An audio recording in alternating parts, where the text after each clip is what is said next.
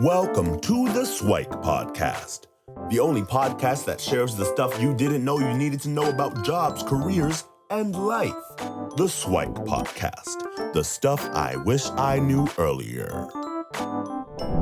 Hi, everyone, and welcome to the SIWIKE Stuff I Wish I Knew Earlier podcast. We're here with one of our new guest hosts, Narsingh Dixit, and he comes to us with a background in business and marketing, and we thought we'd have a conversation on his career path and get into how he got to his current role from where he was as a kid. So, Narsingh, why don't you start off a little bit with what you're doing now, and then we'll ask you about what you were like as a kid. So what are you up to these days? Absolutely, Luki. Thanks a lot for having me on this podcast. Currently I'm working at Unilever as a digital growth manager, and I'm focused on growing our PRM efforts, strictly focusing on first-party data acquisition. So it's really in terms of maximizing our consumer growth to be able to leverage that for any digital marketing purposes. I recently joined Unilever. I was previously actually in a real estate firm, so it's been an interesting sort of switch over from an industry point of view, but I've been loving it so far. It's a great company culture, and they have a lot of interesting and aggressive things lined up for the years to come. Cool. So let's go back in time and get to what was Narsingh like as a kid? What were some like the earliest fond memories that you might have? And let's walk through the journey of how you got from there to here. So what were you like as a kid? That's a good question. Looking back, I would say there's probably a couple of traits that have kind of stuck along with me, and probably the one that comes to mind the most is being a bit of a rebel. Okay. I think that's a personality trait that stuck with me when I was early on. So I grew up in Bombay, in India, for the first little chunk of my life, and then at around 9 years old, I moved to boarding school, which was also a very enriching experience overall. I would say in both of those scenarios, I think that trait definitely stuck around, and I think looking back and even now today, that's been one of the things that has really allowed me to challenge the status quo. I always look at rules as something to be played around with to some extent to really see how far you can push the envelope. And looking back at it now, I do think it's also one of the things that allows you to think critically, because until you start questioning the parameters around you, you're not really able to unlock a deeper level of critical thinking. So it's kind of interesting now that you asked that question. I'm kind of bridging the piece in my head in terms of how it's kind of helped me today. Cool. And obviously, boarding school and rebel. Well, I mean, you might think they go together, maybe not.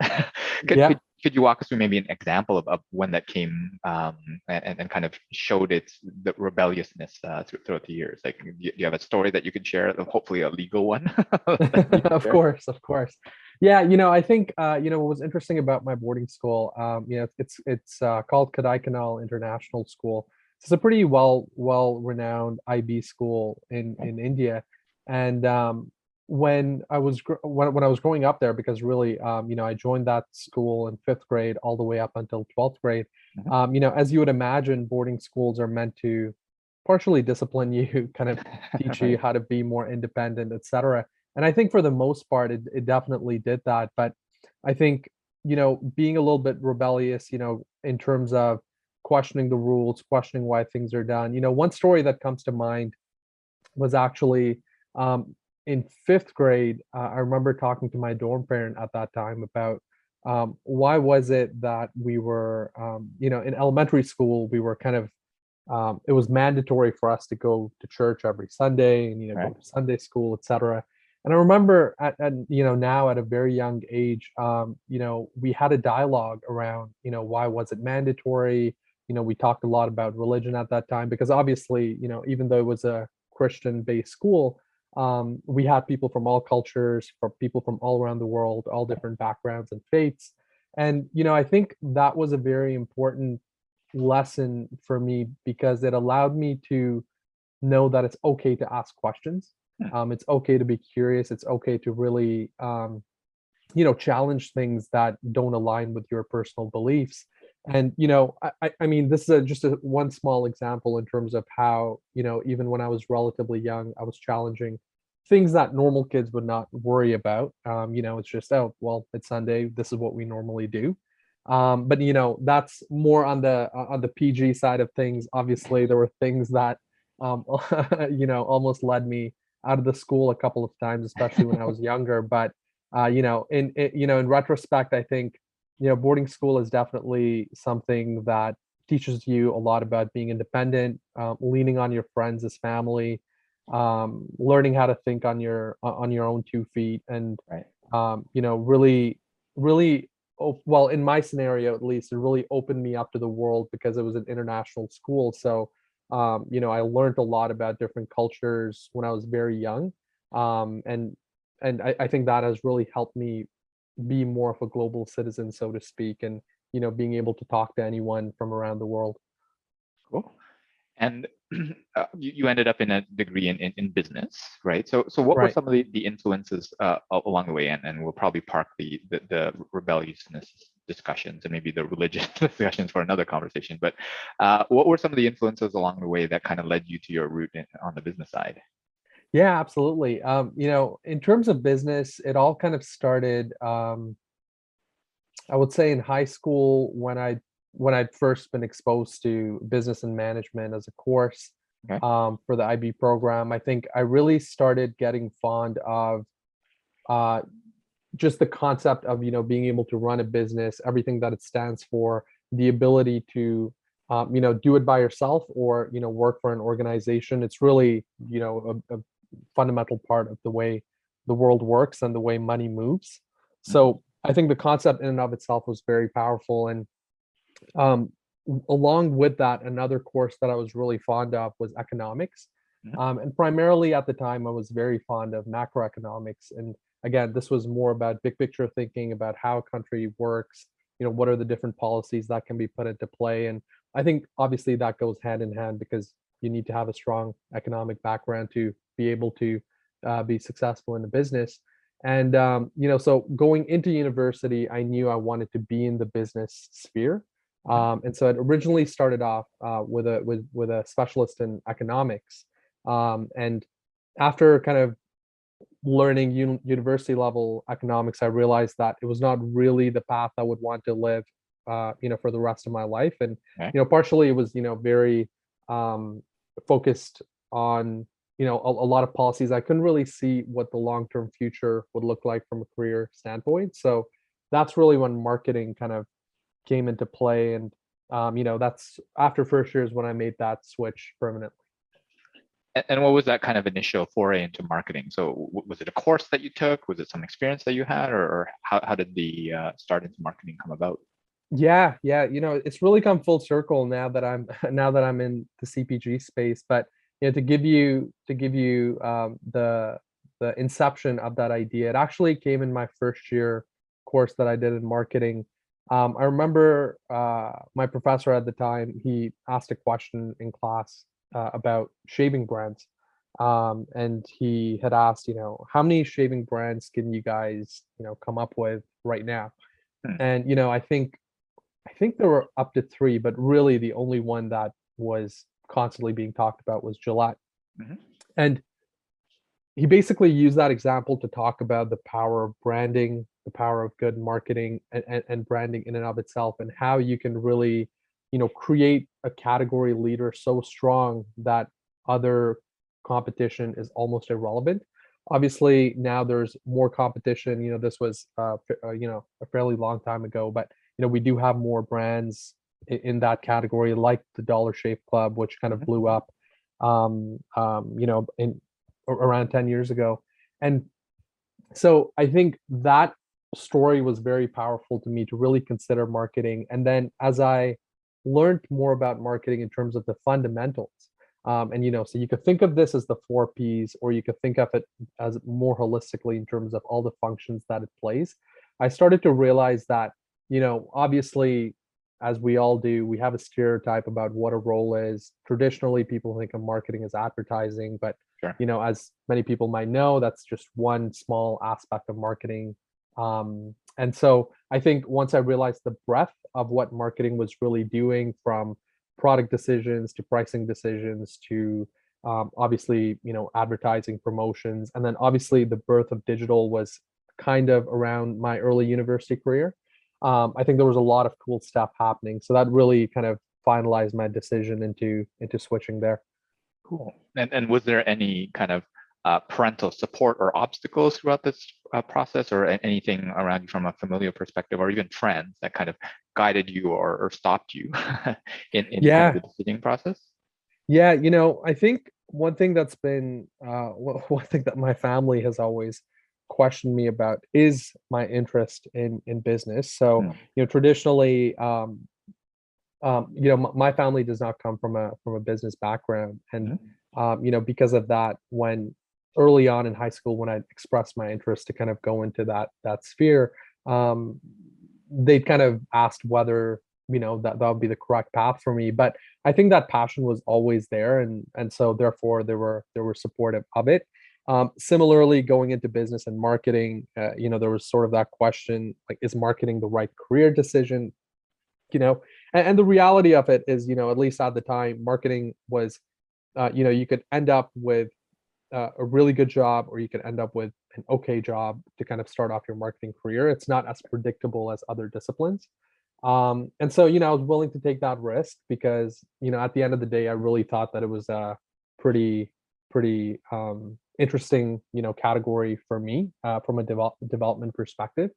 And yeah, from a friend standpoint, because I was in U of D in the Scarborough campus, I think 99% of my friends were in accounting or finance. Okay. So it was definitely, I was definitely the outcast in that sense, in terms of going into a field that was not what the majority wanted to do. And again, looking back, if I had the opportunity to kind of switch streams, I think I'm still pretty happy with the decision I made. I definitely, now that I have my friends, who are CPAs and CFAs, etc. I definitely don't see myself enjoying the career, or the roles that they're doing. But it's great to have them in my network, because it really allows me to have a holistic understanding of all aspects of the business. Cool. And if we take a bit of time to just kind of walk through that kind of familial discussion, because I know a lot of folks have to deal with, well, mom and dad or family wants you or expects Right. you to do one thing, and then you have an interest or passion in something else. Like, how do those kind of true up? And what was like the conversations like? How did you make that decision? How did you talk to them in regards to making your decision? If you don't mind Yeah. kind of elaborating a little bit on that. Absolutely. I'm coming from an Asian background, really most of Asia for that matter. There is sort of a predetermined life set out for you. Typical conversations about going into lucrative, niche careers like a doctor, Sure. engineer, etc. And I would say my family was no different in that sense, where that was the initial push that they were hoping for. But I think, this again kind of goes back to that rebellious theme. I think there was a certain point after which my family realized that my passions would outweigh um, any of their ideas. And I think this happened through a series of conversations, right? It wasn't a one big Sure. dramatic conversation that took place. But I think over the course of the years, after them trying to push me in certain career paths, for example, medicine, Mhm. and still to this day, I get remarks that, "Oh, Narsingh, you would have been a great doctor. Okay. It's unfortunate you didn't choose that path." But so there's still a little bit of fun and games in that regard. But I think it was really just a matter of understanding what it is that you think would be best for you in the long term, and Mhm. sticking to that. Because when you think about it, this is more of a parental bias, and this kind of comes a little bit because of the studies that I did in psychology.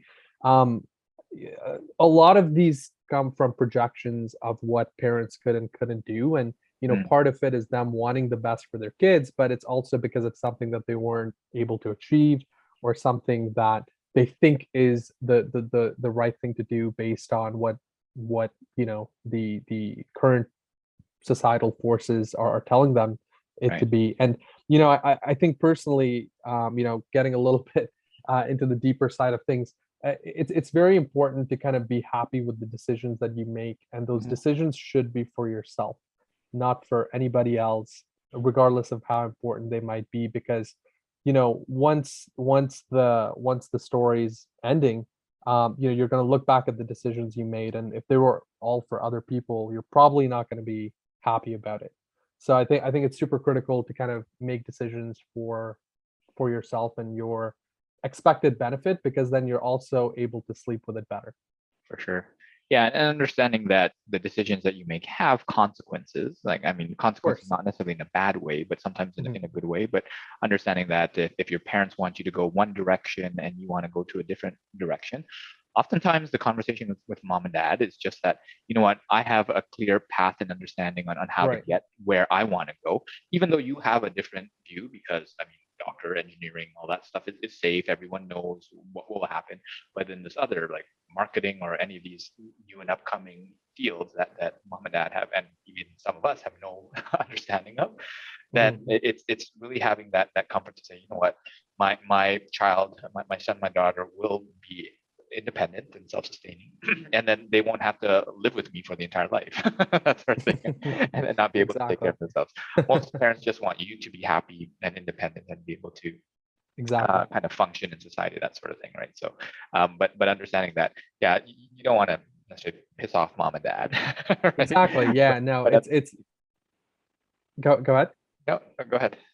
No, I was just gonna say it's really important to kind of help them understand why it is you're deciding to not take their advice or their recommendation. And like you said, as long as you have a clear plan and a passion behind it, it's difficult for any parent to really say no. Yeah. And it's also being able to kind of come back and say, you know what, mom and dad, you were right, because sometimes your assumptions are wrong, and you have Right. to go back and again, maybe it's not going to their particular path, but it's coming up with like, and being able to address some of their concerns that they have. So Mhm.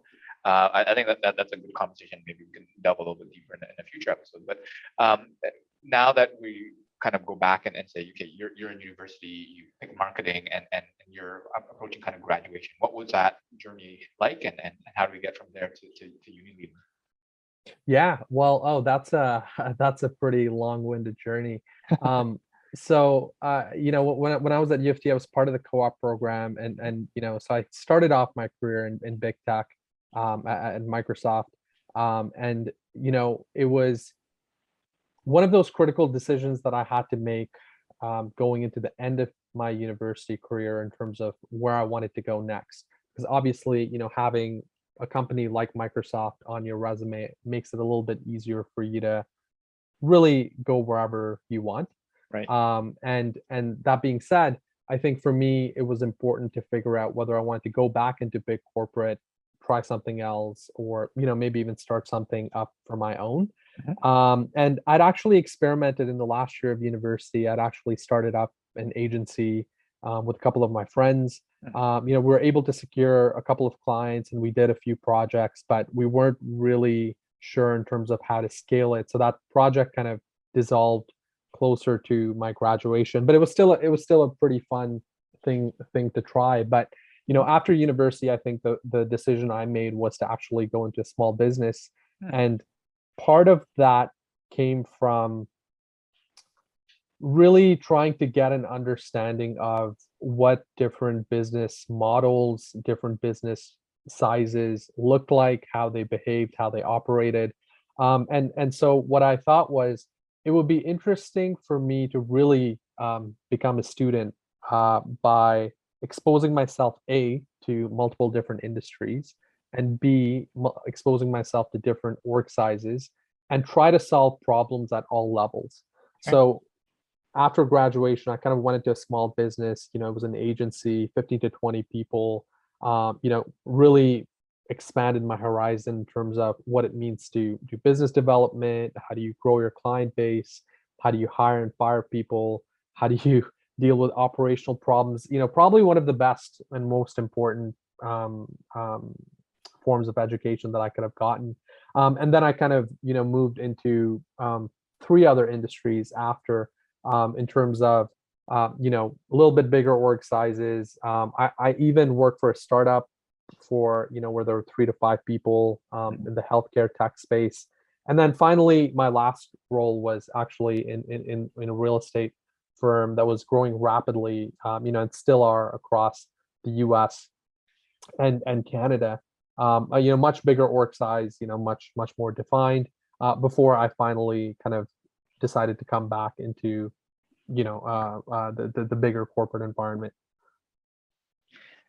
Walk us through a little bit about kind of that decision, because there's always a discussion on whether, should I work at a big company where like the brand helps kind of sell me out to the working world, versus, you know what, I want to go small so that I can basically do anything and everything. So Right. it seems like that you were able to get both, best of both worlds. And I encourage folks to actually sample both, right? So Right. whether you go small and then big or big and then small, it's really a decision that's up to you.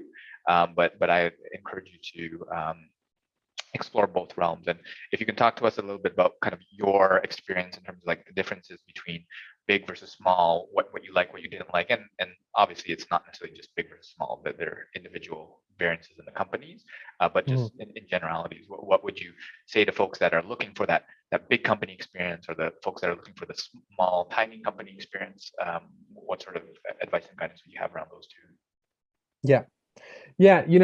It's, starting off with the decision itself, it was extremely difficult. I might have made it sound like a pretty straightforward decision for me, but there's that struggle to kind of let go of what is comfortable, predictable, to go into a completely unknown dark area right after graduation was pretty difficult for me. But I think I had a good hypothesis, and luckily that prediction worked out in terms of what I was hoping to get out of this career path. And to kind of speak to some of the differences between big versus small versus mid-size, um, I think a lot of it has to do with impact. Mm. A lot of it has to do with your exposure and transparency to other functions in the business. So, when I was in it, when I was in a startup, for example, where we had, just a few people, and lots of other like external agencies, et cetera, sort of helping other aspects of the business, I pretty much knew everything about the business, from the the top line, bottom line, the financials, who we were hiring next. I was involved in the hiring process from the beginning. It's a very different environment than corporate, where most of the stuff is already done for you and you're kind of focusing on very particular areas. So you're really the master of your craft, and you're kind of doubling down on making sure you're excelling in that craft. Not to say that a big business does not allow you to explore. Obviously, if you have other interests and passions, it's relatively easy actually to move within the business, because at the end of the day, longevity to a business means more than anything else. So especially in today's era where people are, jumping around at the drop of a hat, it's important for businesses to retain employees. Right. And if that means exposing them to different functional expertise, then they're obviously willing to do that. But just kind of wrapping up in terms of those key differences, there's probably until you become relatively bigger in your role in a corporate environment, I think it's very hard to compare the impact that you can have in a small business. To give you an example, for me to grow my lead base in triple digits year over year is something that is relatively a lot easier for me to do in a small business. Sure. Less rules, less process, less operational restrictions. You can really just run with it. And whereas there's a lot more rules and regulations in terms of how to be able to execute on a very similar task in a bigger organization. So I think that impact component is always going to be part of the conversation, and also just having less restrictions, which allows you to do more. Right. Yeah. So I chalk that up to, I guess, a personal decision in terms of like, what do you have in terms of a preference, right? So sometimes you want that impact, and you want to know that you're making a difference because to grow something like triple digits every quarter, year, or whatever, you can definitely do that in a small. But I mean, to do that in something like Unilever, that would be just a ridiculous number that you would have to post out, right?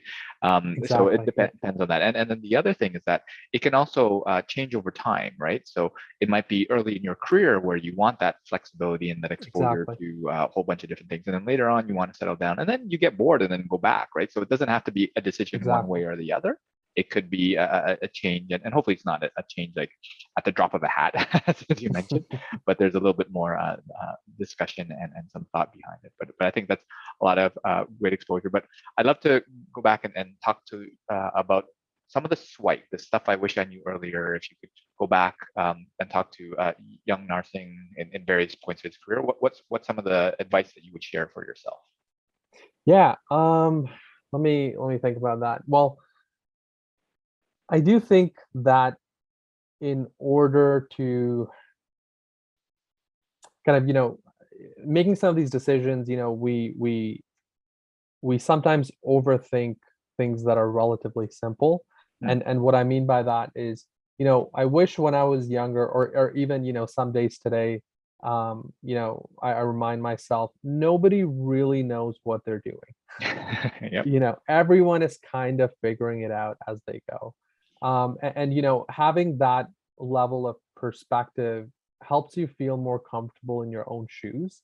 There is no right path. You can study, the biggest, entrepreneurs in the last 100 years, and everyone's path was different. There are some commonalities, but it's relatively unique. Luck is always a big part of it. Network is a part of it. So, there's certainly no path that if I could write it for you, you could become the next Elon Musk, because that doesn't exist. And so what that means is, I wish when I was younger, someone would have told me early on that, hey, be more comfortable in terms of what you're doing. Things will fall into place as long as you have your fundamentals right. The way I think about it is, it's much more important to build your character than for you to do the right things. If you have a good character, the right things will happen for you. So focus on defining yourself as a person, what you like, what you don't like, and then really, I'm a strong believer in the world is always conspiring to help you if you let it. Right. Yeah, I think those are definitely good words of wisdom. Where, yeah, most people don't know what they're doing, and the other ones that do pretend to are probably just fronting it, just trying to make it seem, putting on a brave face to do that. But some people have a confidence where they feel that they know, and other people have to learn that along the way. So I like what you said about like there is really no right path, and what I would add to that is the path is really as right as you decide to make it, right? Because you can always second guess your decisions, right? And then that is a path to a lot of anxiety and stress. Or you can say, you know what, I made this decision, so how do I make this the best decision that I could possibly have, right? And then grow, and then you might choose to do something different and go back to the path that you had before, but you hopefully learned a lot along the way. And I think that leads to your second point about kind of building yourself and your character, where I think one of the best investments that you can make is in you, right? So that is the thing where, I mean, you could invest it in some sort of marketing, Bitcoin, NFT, or whatever, and it could go to zero tomorrow. But if you are always investing in yourself, then you are hopefully better than you were yesterday. And then the compound interest of that kind of continues there. And then again, it goes back to making sense of that decision and what you built. And then now what can I do with kind of these characteristics, these new habits, these new mindsets, or whatever it is that you built in yourself, and continue to grow. So I think that's a lot of great and useful advice, Narsingh. And if you can share some of your future aspirations, and then maybe where can folks connect with you if they want to learn more about you? Absolutely. Yeah. So I guess in terms of connecting with me, LinkedIn, probably the easiest platform to find me and connect. In terms of future aspirations, I'm still continuing down the journey of, really becoming a well-rounded marketer. So, I think Unilever is probably one of the best places you can be. They've really over-engineered, I would say, marketing and what it stands today from a global scale. And thinking way ahead, unless things kind of evolve in a different direction. At some point in my career, I would probably want to go back to entrepreneurship to Okay. really try that space out and see what it's like to be fully accountable for everything in terms of what that organization can do. But I think that calling is going to come, at some point, and so I would say that's probably somewhere down my career path. And one thing that probably not a lot of people know, but since we're talking about it, is I have thought about teaching, ever since I was in university. So I would Okay. hope to kind of teach, at some capacity, whether that's in front of a college audience or even university at some point in my career. Sounds good. Sounds like a lot of things to look forward to, and hopefully we'll be able to catch up with you and get some updates on that. But thanks so much, Narsingh, for sharing your journey, and hopefully we'll have you back for a future episode. Absolutely, I'm more than happy to be back. Thanks again for having me, Luki. Hopefully, some of these topics we discussed do end up helping the right people. Sounds good. Take care. All right, thanks. Thanks for joining us on the SIWIKE Stuff I Wish I Knew Earlier, the podcast. If you like the podcast, please subscribe on iTunes, Stitcher, or wherever you found this podcast. And if you can give us a review, that would be very appreciated. Feel free to contact me on LinkedIn at Luki Danu, LUKIDANU, and the same on most social media platforms. And I look forward to hearing from you. Thanks. Bye.